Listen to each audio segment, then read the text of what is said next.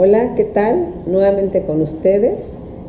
En este día me siento muy contenta, muy feliz de estar compartiendo algo nuevamente, un tema que es de vital importancia también y que hoy vamos a hablar de la enfermedad de Parkinson, también denominada mal de Parkinson o parkinsonismo idiopático. En 1817, James Parkinson, médico londinense, que describió el síndrome de parálisis agigante, posteriormente denominada como enfermedad de Parkinson por Jean Charcot en 1861. Es la segunda enfermedad neurodegenerativa crónica a nivel mundial después de la enfermedad de Alzheimer. Esta enfermedad afecta a personas de todas las razas y culturas. Se presenta en ambos sexos, siendo ligeramente más en hombres. El 70% de las personas diagnosticadas supera los 65 años de edad, pero el 15% tiene entre 45 y 65 años de edad. El otro 15% es menor de 45 años. La etiología de la enfermedad de Parkinson es compleja y se debe a factores genéticos y ambientales.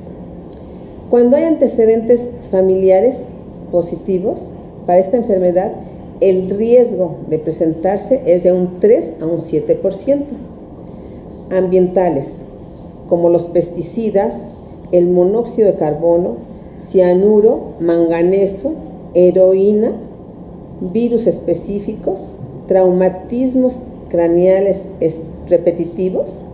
Esto se presenta en boxeadores, ¿verdad?, que tienen esa actividad y pasan a ser o a diagnosticarse como una demencia pugilística.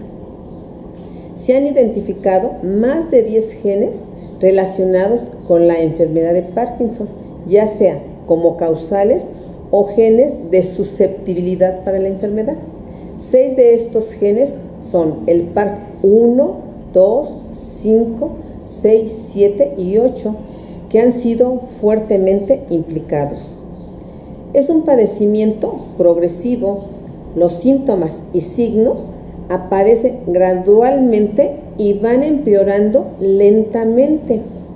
En condiciones normales, nuestros movimientos son controlados por células nerviosas, que son las neuronas en el cerebro, las cuales pasan mensajes de una a otra y al resto del cuerpo, utilizando sustancias químicas llamadas neurotransmisores.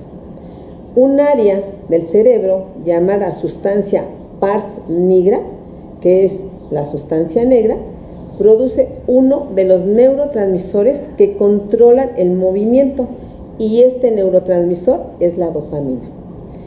La enfermedad de Parkinson es una condición neurodegenerativa multisistémica que afecta al sistema nervioso central, a las células nerviosas, lo que lleva a un deterioro del movimiento y de otros síntomas. En las personas con enfermedad de Parkinson, el 70 a 80% de las células productoras de dopamina se deterioran gradualmente y se pierden. Esto se llama neurodegeneración. La pérdida de neuronas que producen la dopamina resulta en bajos niveles de dopamina en la parte del cerebro que controla el movimiento y el equilibrio.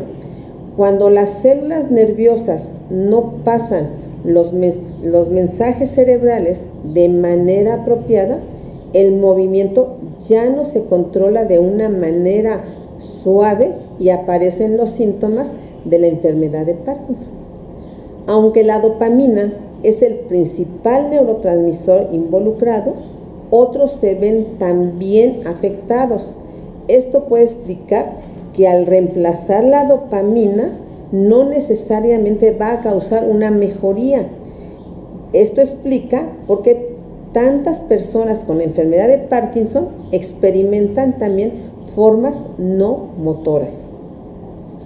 La enfermedad de Parkinson altera la vida, pero no amenaza la vida.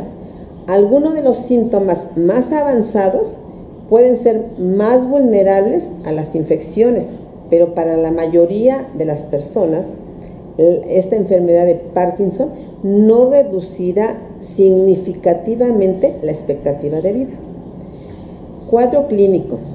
Los síntomas de la enfermedad de Parkinson se dividen en síntomas motores. Va a haber un temblor ligero de manos o de cabeza, rigidez muscular, va a haber una bradiquinesia o lentitud del movimiento y una inestabilidad postural.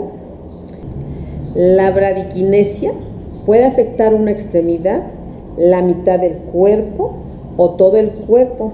A medida que los movimientos se hacen más lentos y más difíciles, hay menor movilidad, empeora la condición del paciente, disminuye la coordinación, el tono muscular está aumentado y los pasos se vuelven más lentos. La aquinesia es una falta de expresión facial o un parpadeo poco frecuente. La hipoquinesia es una escritura pequeña, que es una micrografía. Voz baja, que es la hipofonía.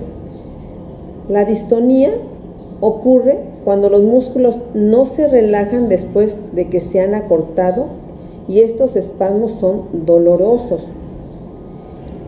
En los ojos se va a afectar el movimiento de los mismos. El paciente siente un congelamiento, una sensación de que sus pies están pegados al suelo y hay una sensación de pies fríos que son muy molestos y que les causa también dolor. Hay otro síndrome que se llama de piernas inquietas. El paciente no puede estar quieto por ese mismo problema que les está condicionando. Hay un temblor, como ya lo mencioné, los trastornos para comer, deglutir y el control de la saliva. Hay una pérdida del olfato, hay una deshidratación porque el paciente no puede alimentarse en forma adecuada, una pérdida del apetito. El paciente, por la misma inestabilidad, hay caídas y que pueden tener como consecuencia traumatismos importantes. Hay dificultades en la marcha para caminar. La rigidez muscular generalizada, esto ya se presenta pero ya en etapas avanzadas. Los síntomas no motores están no relacionados con el movimiento. Tales son el agotamiento, la depresión, la demencia, el dolor, la apatía y un deterioro en la inteligencia. Para realizar el diagnóstico no existe ningún análisis específico. La valoración debe de ser por un médico especialista, que es el neurólogo, el cual va a realizar una historia clínica completa, exhaustiva, así como una exploración neurológica completa. La resonancia magnética, el ultrasonido del cerebro y la tomografía por emisión de positrones ayudan a descartar pero otros trastornos, no el padecimiento de la enfermedad de Parkinson. Y estos son estudios de gabinete. Dentro del tratamiento, les he de decir que hasta ahora no existe una cura para la enfermedad como tal, pero existen alternativas para influir de manera positiva en el curso de la enfermedad, disminuir el progreso de los síntomas, mantenerse en control y mejorar la calidad de vida. También existe lo que es la rehabilitación, ejercicios aeróbicos constantes, fisioterapia, que se centra en el equilibrio para mejorar los problemas del habla. Dentro de los medicamentos tenemos la carbidopa-levodopa, que es el medicamento más eficaz contra la enfermedad de Parkinson.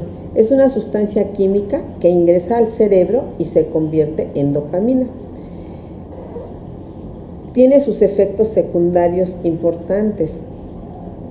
También este mismo medicamento lo hay, pero por vía inhalada, puede ser por infusión, o sea, se administra a través de una sonda de alimentación que suministra el medicamento en forma de gel directamente al intestino delgado.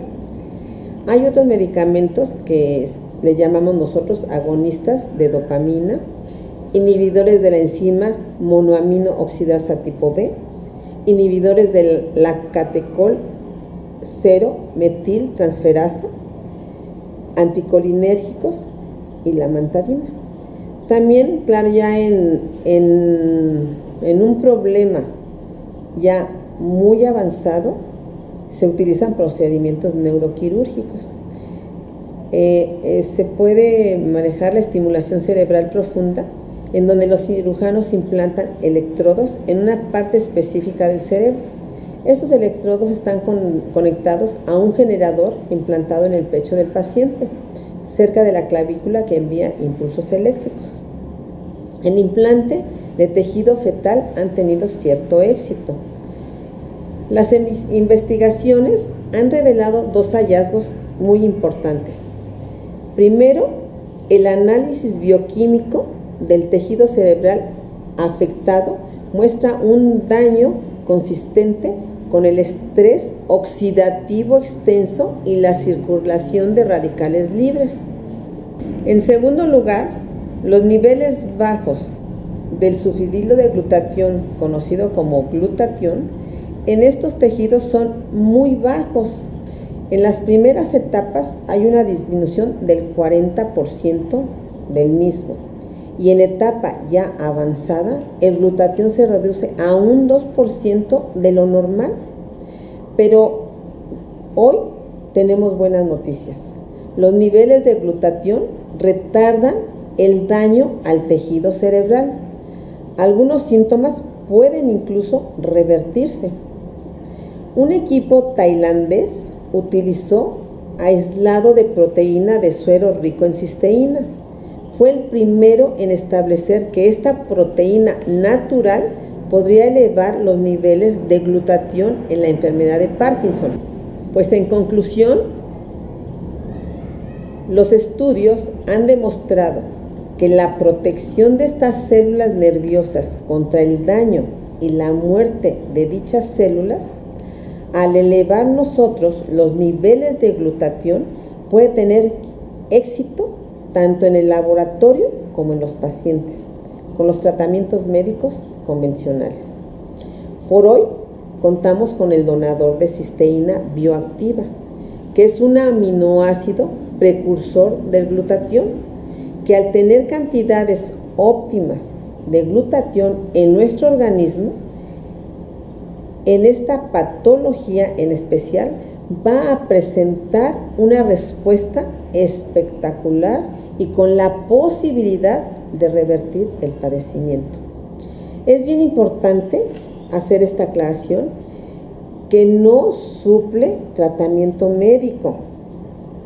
El paciente debe continuar con su tratamiento médico y, de acuerdo a la evolución que el paciente tenga y presente una mejoría, es como el médico especialista, en este caso el neurólogo, va a ir disminuyendo dosis de medicamentos y llevar obviamente un excelente control de este paciente.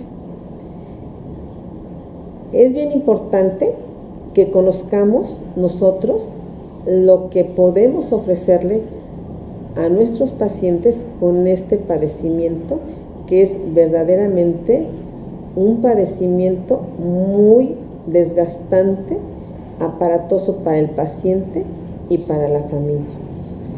Entonces yo les invito a que lean un poquito más acerca del glutatión y de la cisteína y verán qué grandes avances podemos nosotros